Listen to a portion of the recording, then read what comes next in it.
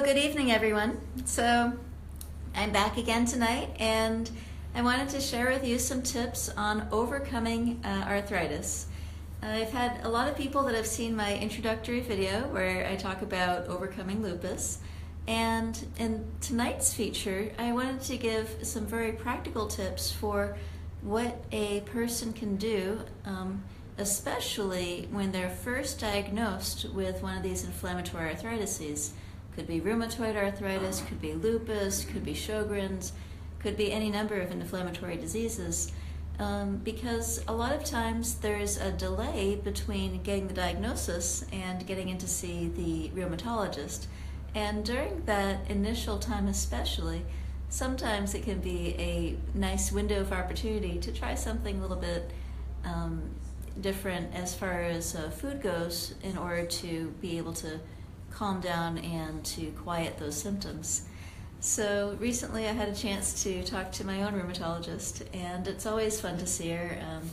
I've been off of my arthritis medications for close to 5 years now this summer, and still feeling really, really good, and very happy that there's a lot of wonderful people that have gone out there and discovered and done a lot of research on various foods that can either trigger or calm down inflammation, just kind of globally speaking.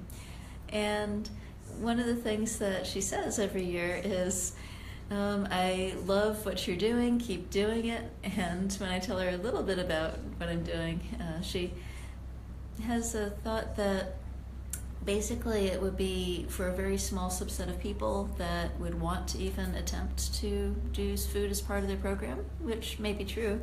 But so far when I've spoken to people in person, and I mentioned to them that there are common foods that may be causing you pain, arthritis pain, joint pain is a very unique kind of pain, and so far I haven't really had anybody turn me down on wanting to at least learn about it, and then many times people are able to take advantage of some of the information and actually get some real relief within just a few weeks. And that's the really lovely part of this, is it doesn't take forever for the results to be seen. It actually comes along in as little as 4 weeks. So there's one reference that I really, really love in order to help share this information, and it's called nutritionmd.org. So again, that's nutritionmd.org. Another one that's also really good for those that want like really more in-depth research and stuff is pcrm.org. But that I usually leave for my physician colleagues to go dig around and find all the good stuff that's on there. But for the average, regular old workaday person that wants this information for free and in a nicely organized space, NutritionMD is the place I recommend to go. It's a website that's put together by Dr. Barnard's group, the Physicians Committee for Responsive Medicine, which is the second website I mentioned. And what you do there is, when you go opening up that link, nutritionmd.org, on the upper left-hand corner, there's a tab that says Consumers. You click it, and it just kind of lists a whole bunch of various conditions. One is something that's called something like rheumatologic diseases, and when you click on that, you can get onto, or actually bone, joints, and connective tissue. There's an article on rheumatoid arthritis. So the rheumatoid arthritis article that's on that website is actually the main place that I direct people to. To the left side of that page, when you're there, there's a section that talks about foods or nutrition or something like that.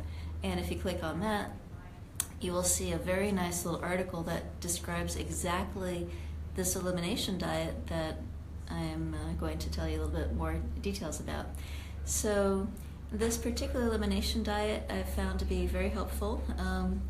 When I discovered the impact of food on myself, I did not know any of these resources, and so I didn't have that advantage of being able to do it in a nice, systematic, organized way, I just kind of threw everything that I knew at my disease and waited to see what actually worked. And sure enough, again, results speak for themselves. It's worked very nicely.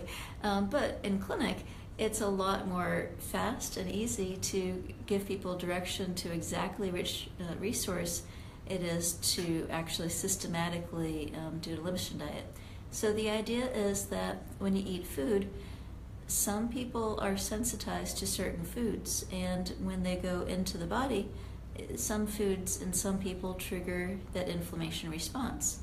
And they feel that in places like their joints and their fatigue, and other measures.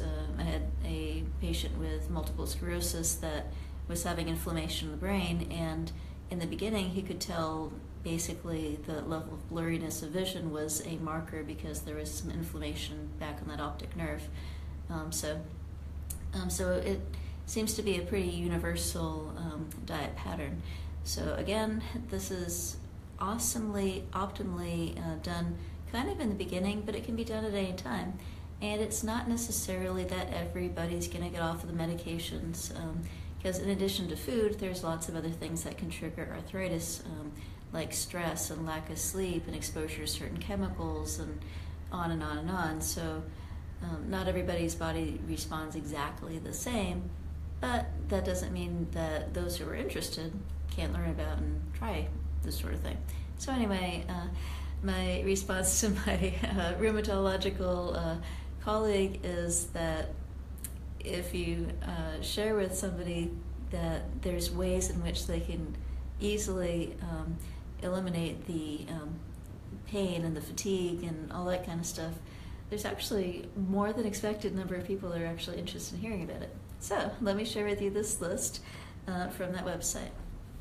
So the first half of the list is going to be foods that commonly trigger arthritis. Now, this does not mean that these are a cause of it. In other words, you probably did not get your autoimmune disease from eating one of these foods. But what it does mean is that there's something about one of those proteins or one of those microscopic compounds of these foods that if it crosses into the bloodstream a little bit through the digestion, that the Peyer's patches, the immune cells that sit right next to the gut and kind of sample the environment, that they tend to kind of get stimulated and like turned on by it. So people's response to these foods, the ones that they're sensitive to, can be as fast as within a few minutes of having the offending food. They can sometimes feel a response. So alrighty, so it's a little bit of a long list. There are 1, 2, 3, 4, 5, 6, 7, 8, 9, 10, 11, 12 items on this list. And do not despair. Many people have been able to find plenty of food off of the list. Alright, so dairy products. Dairy is actually a very common trigger of a lot of immune system stuff, not just arthritis, but also asthma and other things as well. But dairy products of any sort, that means milk, that really does mean yogurt, it means ice cream, cheese, big one for a lot of folks. All the dairy foods kind of go into that first category, so strictly avoiding dairy products. Corn is number 2. Meat. Now by meat, I really mean any dead animal, essentially. So the most triggersome is, generally speaking, red meat tends to be more triggering in my clinical experience with folks. But any kind of meat, because of the dead bacteria and the endotoxins that tend to collect on them, can be a trigger as well. For example, when I was in Mississippi and was ordering some vegetarian sushi, I found that sometimes if that sushi, that rice had been kind of cross-contaminated with an area that they'd prepared the fish on, sometimes that was triggering, and it took me a while to kind of figure out what was going on with that. So dairy, corn, meats, wheat. So basically wheat, gluten for some people can be a trigger, so that's a very common trigger. Oats, so your oatmeals and oat flour.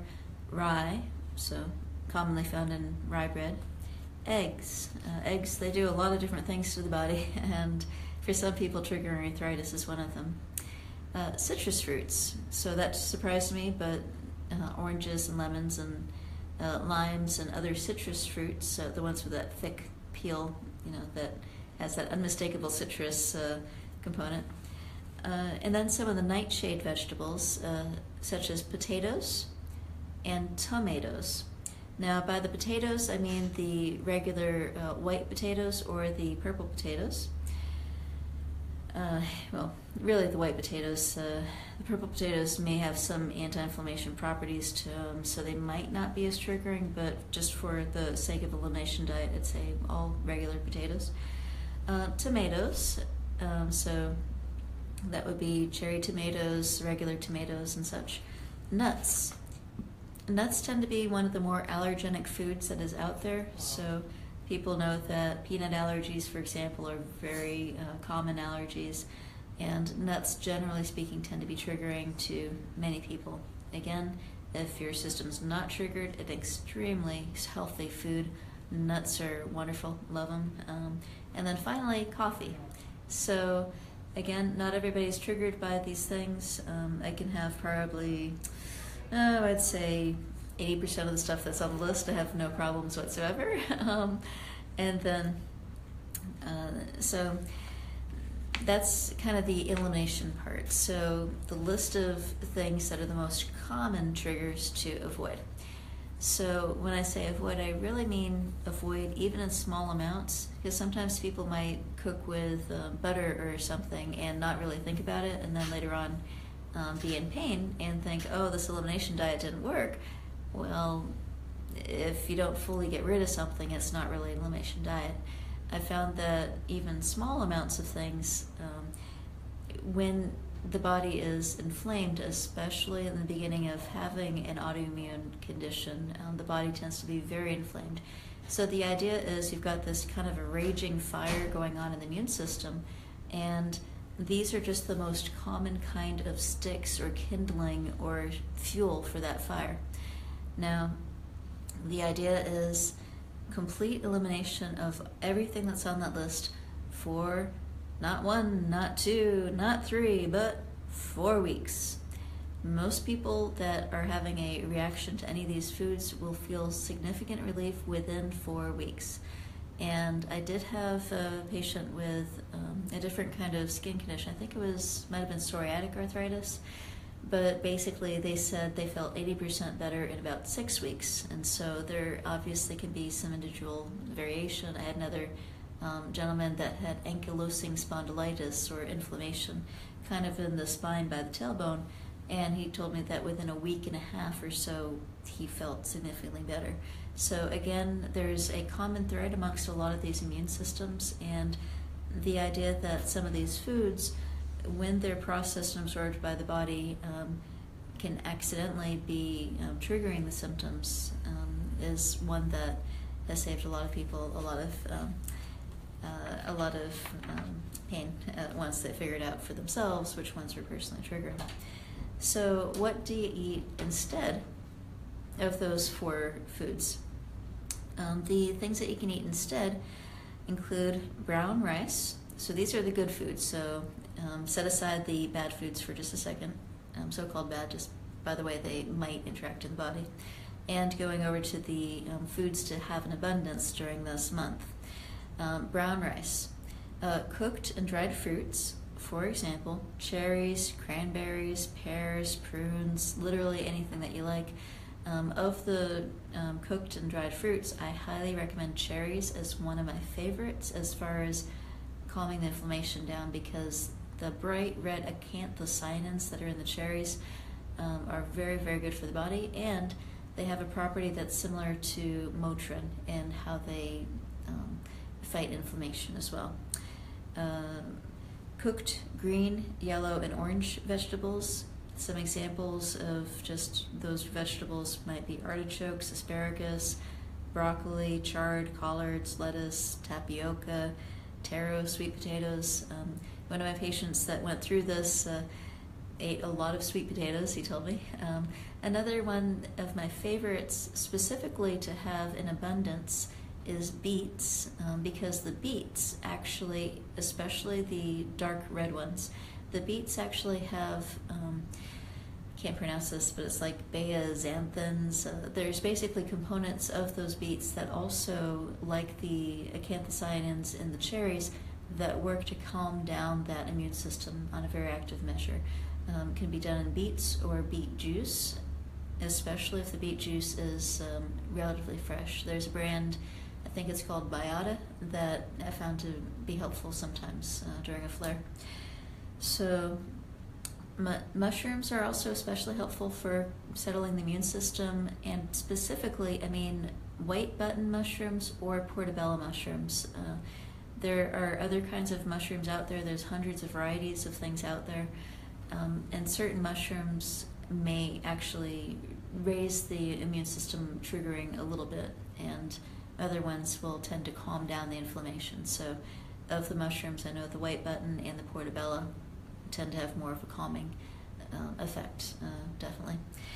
And then for other things, a little bit of salt, maple syrup, a little vanilla extract. Obviously, if you got something like asthma, you might not do the vanilla. And a lot of people find that green tea is also helpful. So I brought a couple of examples of certain foods that can be done. And obviously, this is not an all-inclusive list, because there are lots of plant foods that are available that meet the criteria, but which are not part of the Elimination Diet.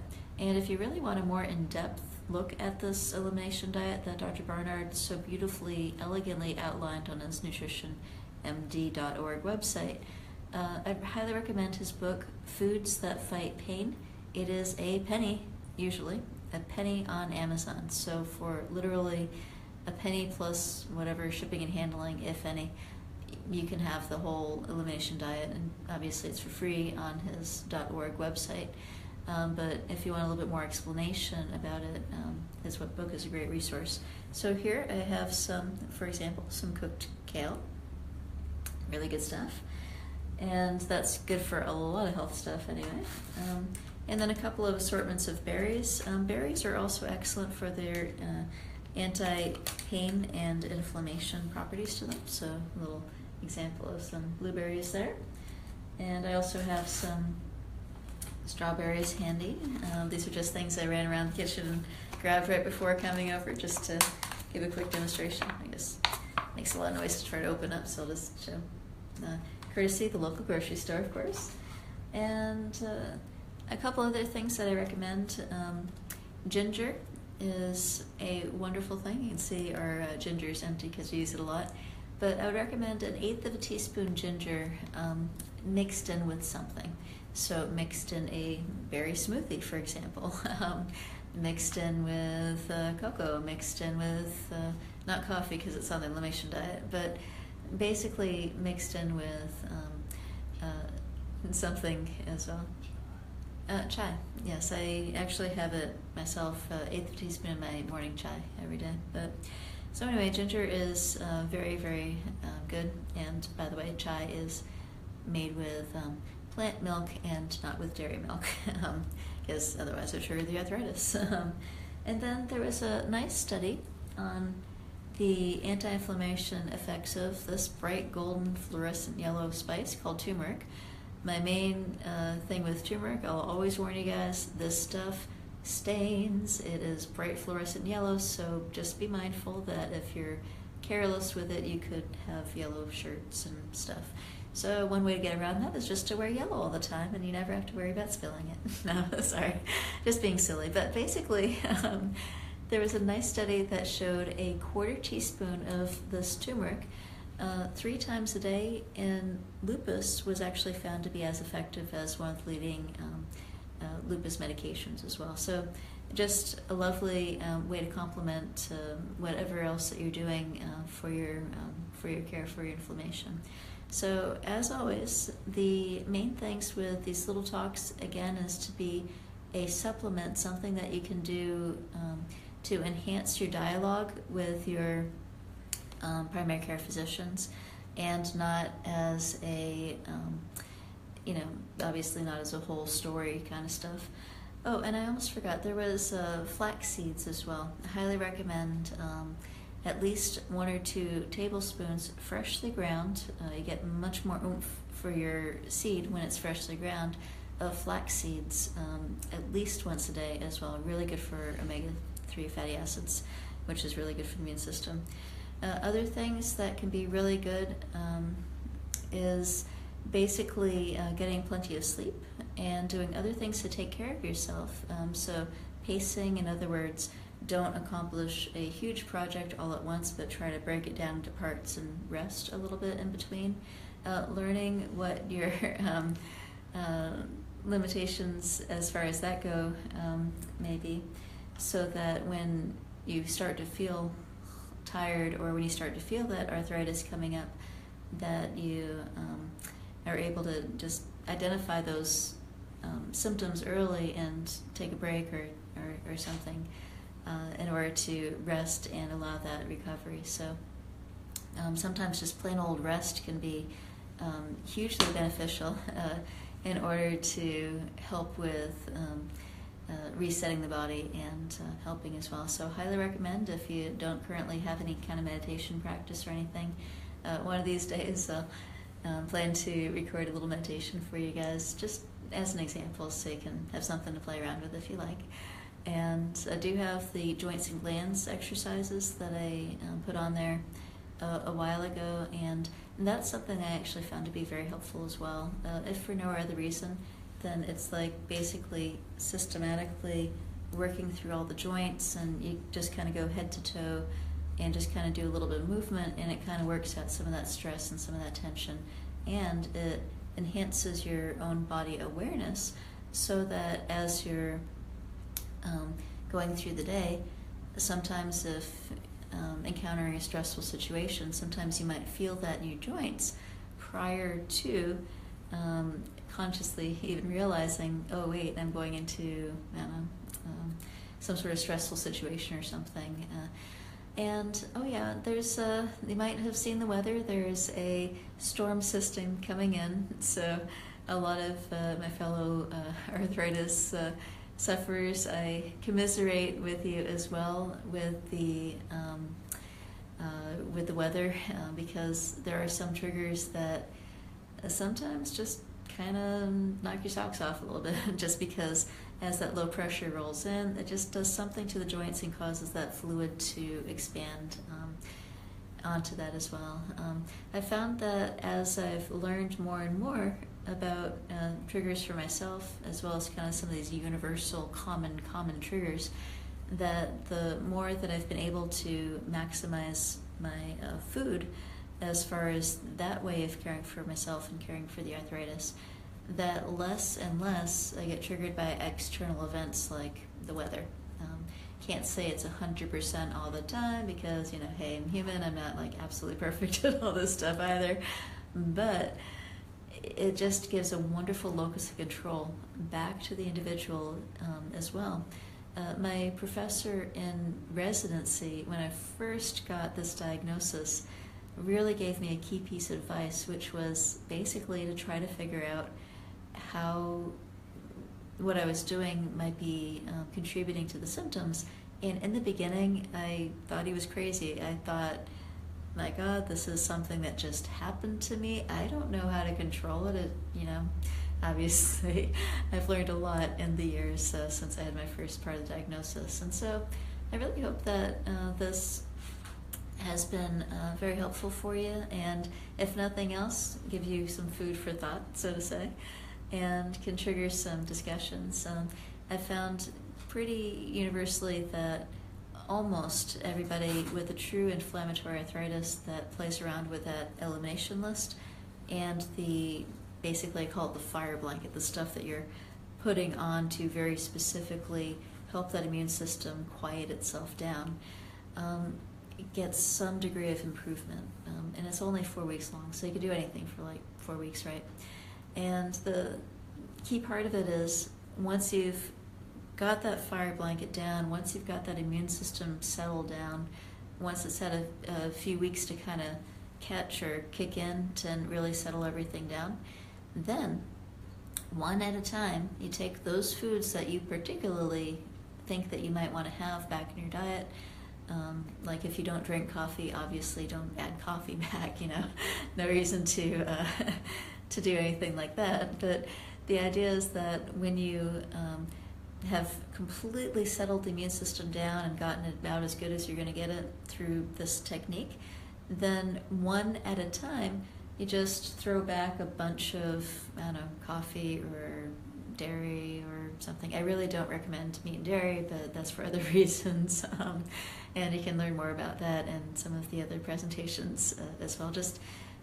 I tend to try to avoid telling people to eat things that are going to make them sick or that happen to have carcinogenic properties and stuff. That's kind of not my style, But anyway, those foods that are on the list that you particularly want to have back in, add them back one at a time and give it like a day or two. And as I mentioned, sometimes, like one of my patients with inflammation noticed that within 5 minutes of drinking coffee, the inflammation spot in the spine started to flare up, and he was pretty amazed actually.